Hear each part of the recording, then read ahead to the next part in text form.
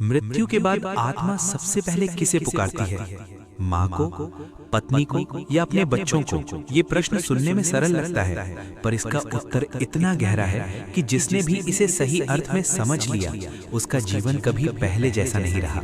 गरुड़ पुराण में इस प्रश्न का उत्तर दिया गया है, और वो उत्तर ऐसा है जो मनुष्य के भीतर छिपे भय, मोह और सत्य तीनों को एक साथ सामने रख देता है। क्योंकि मृत्यु के बाद आत्मा जिस अवस्था में होती है, वो ना पूरी तरह इस संसार की होती है और ना ही परलोक की। इस रहस्य का उत्तर खुद श्री कृष्ण जी ने नारद जी को बताया। चलिए बिना किसी देरी के जानते हैं इसका पूरा सच। एक समय की बात है, देवर्षि नारद अपनी वीणा धारण किए पृथ्वी लोक का भ्रमण कर रहे थे। वे राजमहलों से नहीं, साधारण घरों से सत्य को पहचानते थे। नगरों की चकाचौंध से दूर वे गांवों की पगडंडियों पर चलते हुए मनुष्यों के जीवन को देख रहे थे। तभी उनकी दृष्टि एक साधारण से घर पर ठहर गई। घर वैसा ही था जैसा हर दिन होता है। आंगन, दीवारें, छप्पर सब वही, पर वातावरण में एक अनकही पीड़ा थी। नारद ने दिव्य दृष्टि से देखा, उसी घर के भीतर एक आत्मा भटक रही थी। वो कभी चौखट के पास जाती, कभी भीतर लौट आती। कभी वो उसी स्थान पर खड़ी हो जाती जहां कभी वो बैठकर भोजन करता था। आत्मा व्याकुल थी, घबराई हुई थी और सबसे अधिक अकेली थी। घर में और भी लोग थे, स्त्रियां विलाप कर रही थीं, पुरुष शोक में मौन थे और एक छोटा बच्चा माँ की गोद में रो रहा था। पर आत्मा को कोई देख नहीं पा रहा था, कोई उसकी उपस्थिति को महसूस नहीं कर पा रहा था। नारद का हृदय द्रवित हो उठा। उन्होंने सोचा, ये कैसी स्थिति है जहां अपना घर भी पराया हो जाता है और अपनों के बीच रहते हुए भी आत्मा अकेली हो जाती है। नारद मन ही मन में बोले, जो मैंने अभी देखा वो केवल एक घर की कथा नहीं है, ये तो हर मनुष्य की आने वाली दशा है। मृत्यु के बाद आत्मा क्यों भटकती है? वो यहाँ क्यों ठहरना चाहती है, जबकि उसका समय इस लोक में समाप्त हो चुका होता है? और सबसे बड़ा प्रश्न, उसकी पहली इच्छा क्या होती है? नारद उसी क्षण वैकुंठ पहुंचे। उस समय श्री कृष्ण शांत भाव से विराजमान थे। उनके मुख पर वही करुण मुस्कान थी, पर दृष्टि में वो गहराई थी जो केवल सत्य को जानने वालों में होती है। नारद कृष्ण जी से शांत स्वर में बोले, प्रभु, आज पृथ्वी लोक में जो दृश्य मैंने देखा, उसने मुझे भीतर तक विचलित कर दिया है। मैंने एक आत्मा को अपने ही घर में भटकते देखा। वो सब कुछ देख रही थी, सब कुछ सुन रही थी, पर कोई उसे देख नहीं पा रहा था, कोई उसकी बात सुन नहीं पा रहा था। हे माधव, मृत्यु के बाद आत्मा की ये दशा क्यों होती है? उसकी सबसे पहली इच्छा क्या होती है? वो किसे पुकारती है? कृष्ण जी ने कहा, नारद, तुमने जो प्रश्न किया है वो साधारण नहीं है। ये प्रश्न उस मोह का द्वार खोलता है जिसमें मनुष्य जीवन भर बंधा रहता है। जब तक देह है तब तक मनुष्य सोचता है कि वही सब कुछ है, पर मृत्यु के बाद जब आत्मा देह से अलग होती है, तब उसे पहली बार अपने कर्मों और संबंधों का वास्तविक मूल्य समझ में आता है। इस सत्य को उपदेश से नहीं, कथा से समझा जा सकता है। इसलिए मैं तुम्हें एक प्रसंग सुनाता हूँ। कृष्ण जी ने कहा, एक समय पृथ्वी लोक में एक छोटा सा गांव था। वो गांव धन से नहीं, धर्म से समृद्ध था। वहां रहने वाले लोग सरल थे, पर उनका जीवन नियमों और मर्यादा से बंधा था। उसी गांव में एक परिवार रहता था जिसकी सच्चाई और सदाचार की चर्चा दूर दूर तक होती थी। उस परिवार में एक युवक था, परिश्रमी था, ईमानदार था और अपने कर्तव्यों से कभी पीछे नहीं हटता था। उसकी पत्नी पतिव्रता थी, शांत स्वभाव की थी और उनका एक छोटा पुत्र था जिसकी हंसी से घर में प्राण बसे रहते थे। वो युवक अपने परिवार से अत्यंत प्रेम करता था। उसके लिए संसार का अर्थ वही घर, वही पत्नी और वही बालक था। वो सोचता था कि जीवन ऐसे ही चलता रहेगा, पर नारद, काल को किसी की योजनाओं से कोई सरोकार नहीं होता। एक दिन वो युवक अपने दैनिक कार्य से लौट रहा था। संध्या का समय था, आकाश में हल्का अंधकार उतर रहा था। अचानक उसका शरीर शिथिल हो गया। वो भूमि पर गिर पड़ा। देखने में कोई बड़ा घाव नहीं था, इसलिए लोगों को समझ नहीं आया कि क्या हुआ है। गांव वाले दौड़े आए, किसी ने पानी लाने को कहा, किसी ने उसका नाम पुकारा, पत्नी घबराकर उसके पास बैठ गई। उसने कांपती आवाज में पूछा, आप ठीक तो है ना? युवक ने कुछ कहना चाहा पर शब्द साथ नहीं दे पाए। उसकी दृष्टि स्थिर हो गई। कुछ ही क्षणों में उसका शरीर शांत हो गया। कृष्ण जी ने कहा, गांव में कोहराम मच गया। लोग रोने लगे। पत्नी का विलाप आकाश को चीरने लगा। पर उसी क्षण नारद एक और घटना घटी जिसे कोई जीवित व्यक्ति नहीं देख पाया। उस युवक की आत्मा देह से अलग होकर खड़ी थी। वो अपने ही शरीर को देख रही थी। वो अपनी पत्नी को रोते देख रही थी। वो अपने बच्चे को पुकारते देख रही थी। आत्मा व्याकुल होकर बोली, मैं यही हूँ, मैं मरा नहीं हूँ, कोई मेरी बात क्यों नहीं सुन रहा? वो अपनी पत्नी के पास गई। उसे छूना चाहा पर हाथ शून्य से टकरा गया। वो अपने बच्चे के पास गई पर बच्चा उसे महसूस नहीं कर सका। तभी आत्मा को पहली बार भय हुआ। उसे समझ आया कि अब वो इस संसार की नहीं रही। कृष्ण जी ने कहा, नारद, यही वो क्षण होता है जब आत्मा की पहली इच्छा जन्म लेती है। वो इच्छा किसी को देखने की नहीं होती, किसी को पाने की नहीं होती। वो इच्छा होती है अपने कर्मों से भाग जाने की, पर तब बहुत देर हो चुकी होती है। कहानी को आगे बढ़ाते हुए कृष्ण जी ने आगे कहा, आत्मा अपने ही शव को देख रही थी। वही शरीर जिसे वो जीवन भर मैं कहती रही, अब भूमि पर निश्चल पड़ा था। चारों ओर लोग थे। कोई रो रहा था, कोई मंत्र पढ़ रहा था, कोई चुपचाप खड़ा था और आत्मा बस देख रही थी। अचानक उसके भीतर से एक चीख निकली, अगर मैं मर गई हूँ तो ये कौन है जो वहां पड़ा है? वो अपने ही शरीर के चारों ओर घूमी, हाथ बढ़ाया पर स्पर्श नहीं हुआ। तभी उसे पहली बार समझ आया, वो देह नहीं थी, वो कुछ और थी। कृष्ण ने कहा, नारद, मृत्यु के बाद आत्मा का पहला बोध यही होता है कि वो जिसे जीवन समझती थी वो केवल एक वस्त्र था, और जब वो वस्त्र छूट जाता है तब आत्मा स्वयं को पहचान नहीं पाती। नारद बोले, प्रभु, क्या आत्मा को तुरंत ये ज्ञात हो जाता है कि वो मर चुकी है? कृष्ण ने कहा, नहीं नारद, अधिकतर आत्माएं कई समय तक इसी भ्रम में रहती हैं। वे सोचती हैं कि शायद ये कोई स्वप्न है या कोई अस्थायी अवस्था। इसी कारण वे अपने घर, अपने शरीर और अपने संबंधों के चारों ओर भटकती रहती हैं। अभी 24 घंटे भी पूरे नहीं हुए थे, अचानक उस आत्मा के सामने दो भयावह आकृतियां प्रकट हुईं। नेत्र कठोर, स्वर गंभीर और हाथों में दिव्य लेखा। वे थे यमदूत। वे बोले नहीं, पर उनके सामने आते ही आत्मा कांप उठी। उसे कहीं ले जाया गया, न स्वर्ग न नरक, एक ऐसे स्थान पर जहां केवल सत्य था। वहां उसके सामने उसका कर्म दर्पण रखा गया। पिछले 24 घंटे नहीं, पूरा जीवन, हर शब्द, हर सोच, हर अनकिहा भाव। आत्मा ने देखा, जहां उसने क्रोध किया, जहां उसने झूठ बोला, जहां उसने किसी को चोट पहुंचाई, वो रो पड़ी। मुझे नहीं पता था कि ये सब लिखा जा रहा है। यमदूत बोले, अब जानना आवश्यक है। 24 घंटे बाद उसे फिर से उसी घर के पास छोड़ दिया गया, पर अब वो और अधिक टूटी हुई थी। कृष्ण ने कहा, नारद, ये समय आत्मा के लिए सबसे कठिन होता है। न वो जीवित है, न मृत, न उसे भोजन मिलता है, न विश्राम, केवल स्मृतियां और पछतावा। घर में अग्नि जल चुकी थी, शव यात्रा जा चुकी थी, अब घर में चूल्हा जला।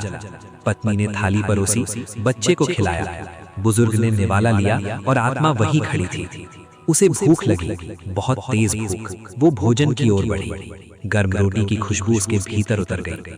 उसने हाथ बढ़ाया, कुछ नहीं। वो रो पड़ी, मैं यही हूँ, मुझे भी भूख लगी है। पर कोई नहीं सुन सका। नारद बोले, प्रभु, क्या आत्मा को सच में भूख लगती है? कृष्ण ने कहा, नारद, आत्मा को देह की भूख नहीं लगती, उसे स्मृति की भूख लगती है। जिस सुख की वो अभ्यस्त रही, उसके अभाव की पीड़ा लगती है। दिन बीतते गए। घर में 13 दिनों की तैयारी शुरू हुई। ब्राह्मण बुलाए गए, मंत्र गूंजने लगे, पिंड बनाए गए। आत्मा ये सब देख रही थी। जब पहला पिंड अग्नि के पास रखा गया, उसे पहली बार कुछ बदला हुआ महसूस हुआ। घी की एक बूंद गिरी और आत्मा के भीतर जैसे कुछ शांत हुआ। वो आश्चर्य से बोली, ये क्या है? उसे लगा जैसे उसने कुछ ग्रहण किया हो, जैसे लंबे समय बाद कुछ मिला हो। कृष्ण ने कहा, नारद, यही पिंडदान का रहस्य है। ये भोजन नहीं है, ये संकेत है। ये आत्मा को ये बताने का माध्यम है कि उसका परिवार उसे भूला नहीं है। नारद बोले, तो क्या आत्मा पिंड से तृप्त होती है? कृष्ण ने कहा, नारद, पिंड आत्मा का पेट नहीं भरता, पिंड आत्मा को दिशा देता है। हर मंत्र के साथ आत्मा का भार थोड़ा हल्का होता गया, हर आहुति के साथ उसका भय कम होता गया। मंत्रों से जैसे मार्ग खुलने लगे। वो अब घर से बंधी नहीं रही। वो समझने लगी ये ठहराव नहीं, यात्रा है। कृष्ण ने शांत स्वर में कहा, नारद, लोग सोचते हैं कि श्राद्ध मृतक को खाना खिलाने के लिए है, पर सत्य ये है, श्राद्ध पेट भरने के लिए नहीं, यात्रा शुरू करने की अनुमति है। जब तक पिंडदान नहीं होता, आत्मा बंधी रहती है, और जब होता है तब उसे आगे बढ़ने का द्वार मिलता है। आत्मा ने अंतिम बार घर की ओर देखा।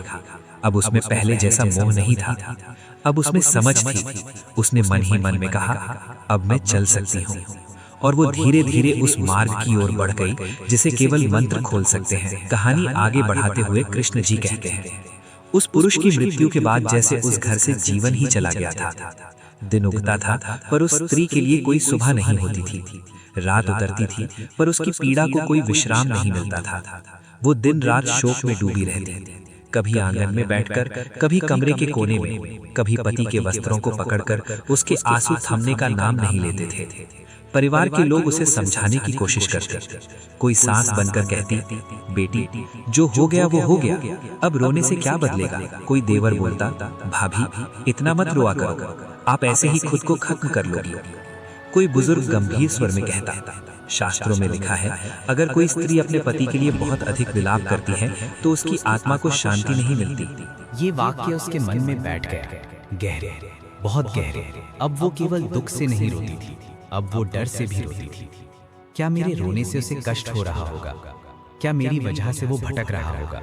कई बार वो अपने आंसू रोकने की कोशिश करती, दांत खींच लेती, आंचल से मुंह दबा लेती, पर जितना रोकती उतना ही भीतर से टूटती। वो अकेले में फूट फूट कर रोती और फिर स्वयं से ही डर जाती। एक दिन घर में लकड़ियां समाप्त हो गईं। किसी को जंगल जाना ही था।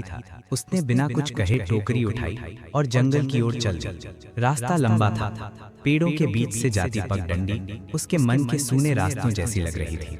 चलते चलते उसकी आंखों से फिर आंसू बहने लगे।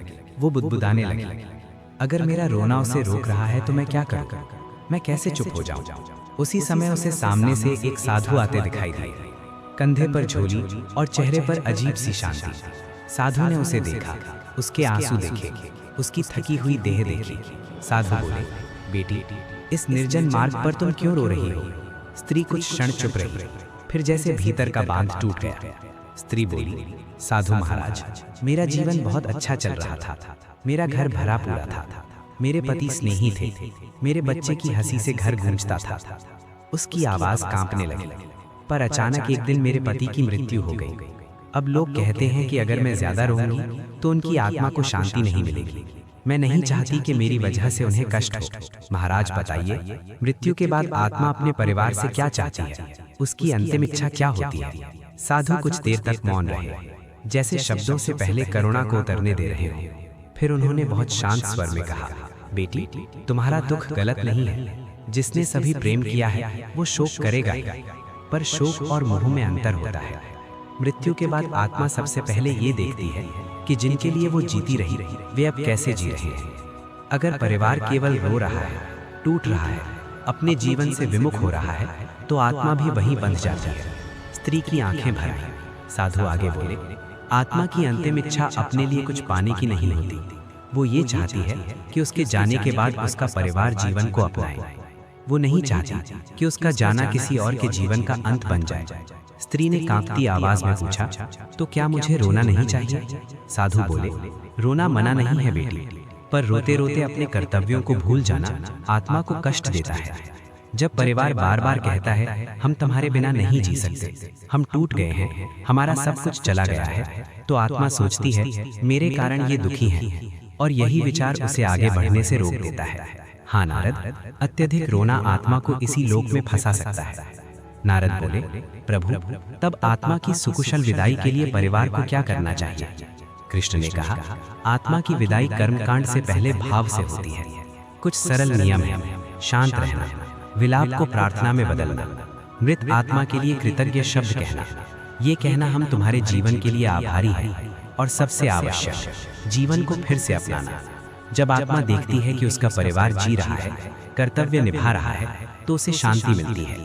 नारद बोले, प्रभु, क्या आत्मा सच में श्राद्ध और पिंडदान से तृप्त होती है? कृष्ण ने कहा, नारद, ये भ्रम मत पालो कि आत्मा भूखी है। पिंडदान भोजन नहीं, संकेत है। ये आत्मा को बताया जाता है कि अब उसका संबंध स्थूल संसार से समाप्त हो रहा है। मंत्र मार्ग खोलते हैं, भाव बंधन काटते हैं। नारद, मृत्यु अंत नहीं है, पर मोह अंत ना हो तो यात्रा रुक जाती है। इसलिए जो गया है उसे प्रेम से जाने दो, और जो जीवित हैं उन्हें जीने दो। स्त्री ने साधु के चरणों में सिर रख दिया। वो बोली, महाराज, आज पहली बार मुझे लगा कि मेरे आंसू उन्हें पकड़ रहे थे। साधु ने आशीर्वाद दिया और कहा, अब जब घर लौटो तो रोना मत, प्रार्थना करना। उन्हें ये अनुभव कराओ कि उनका जीवन व्यर्थ नहीं गया। उस दिन के बाद उस स्त्री का रोना पूरी तरह रुका नहीं, पर बदल गया। अब उसके आंसू बोझ नहीं थे, प्रार्थना थे। उसने पति के चित्र के सामने दीप जलाया और शांत स्वर में कहा, अब मैं तुम्हें रोकूंगी नहीं, तुम शांति से जाओ। और कहीं अदृश्य लोक में एक आत्मा हल्की हो गई।